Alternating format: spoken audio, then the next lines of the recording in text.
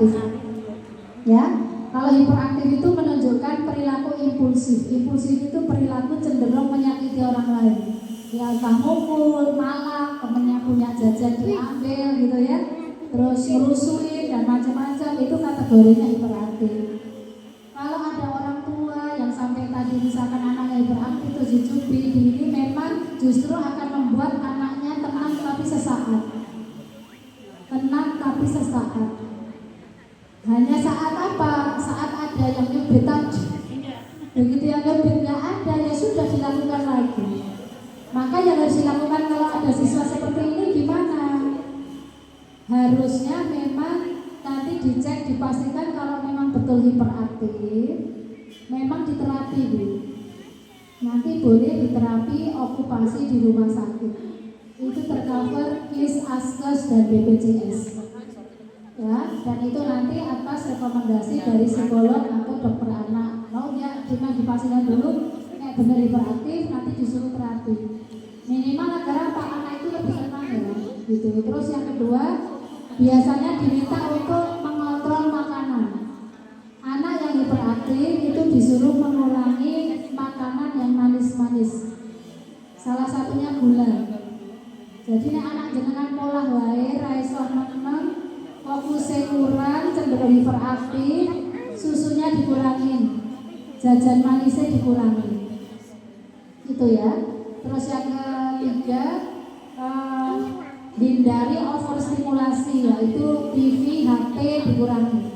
Karena HP itu kan sifatnya memberi stimulasi tapi berlebihan, sehingga otak anak itu kan jadi apa? Cepat lelah. Nah, sudah lelah kan jadi lebih hiperaktif lagi.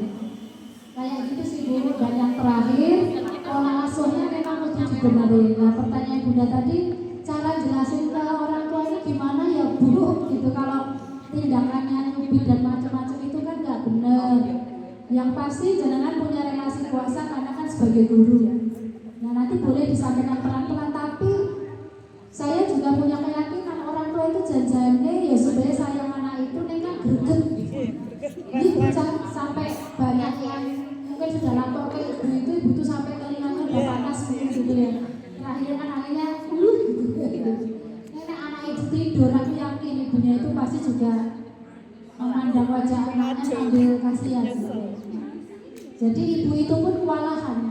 Maka caramu sebagai guru, aku harus gimana ya Bu sebagai guru?